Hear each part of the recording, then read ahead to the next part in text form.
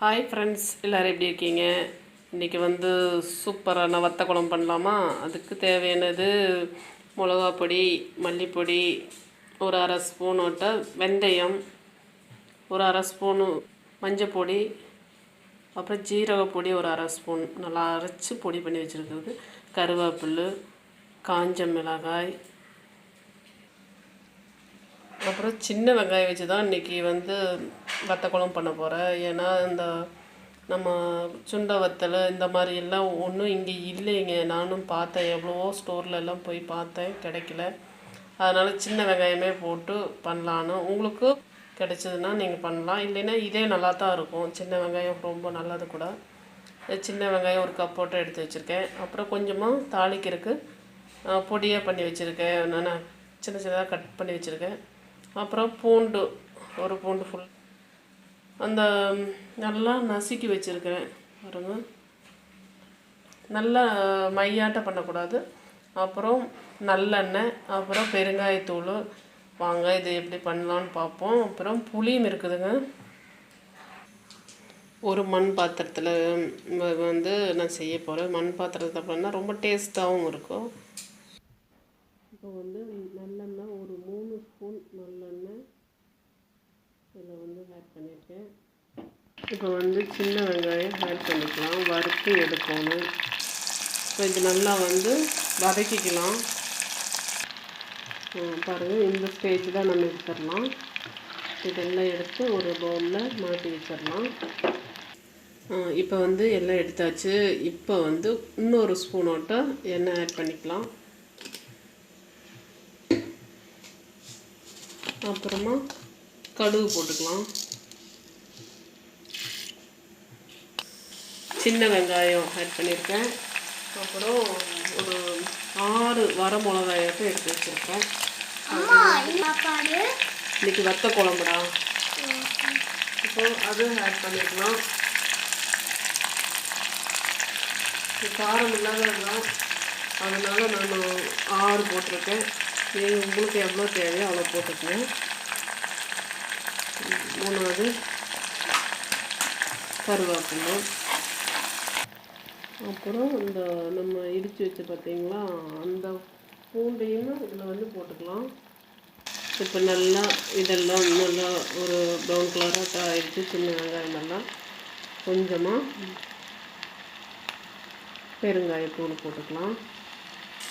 4 spoon போட்டுக்கலாம், அது வதக்கலாம். அப்புறமா நம்ம வந்து எடுத்து வச்ச இந்த மல்லிப்பொடி வந்து 2 ஸ்பூன்.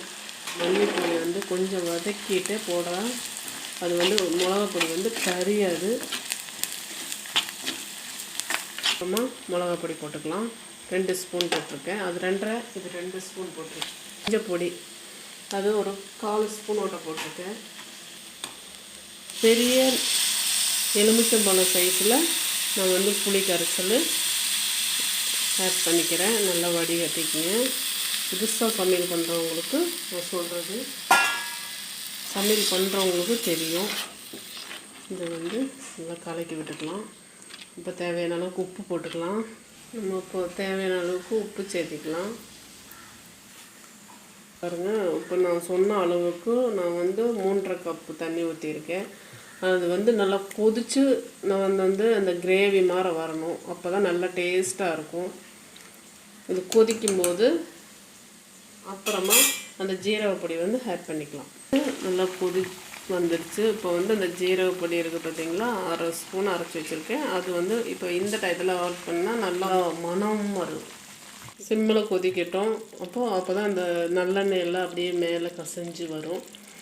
அப்போ தான் டேஸ்ட்டாகவும் இருக்கும். நல்லா அந்த மசாலா எல்லாம் வெந்து நல்லா அந்த டேஸ்ட்டு கொடுக்கும். இப்போது அது மூடி போட்டு அடைச்சி இப்போ வந்து எப்படி இருக்குன்னு பார்ப்போம்.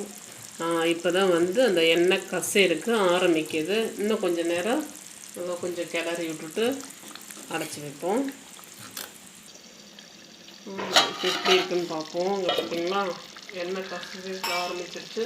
நம்ம இந்த சின்ன வெங்காயம் வறுத்தோம் பார்த்தீங்களா, அதே இதில் வந்து இப்போ வந்து ஆட் பண்ணிக்கலாம்.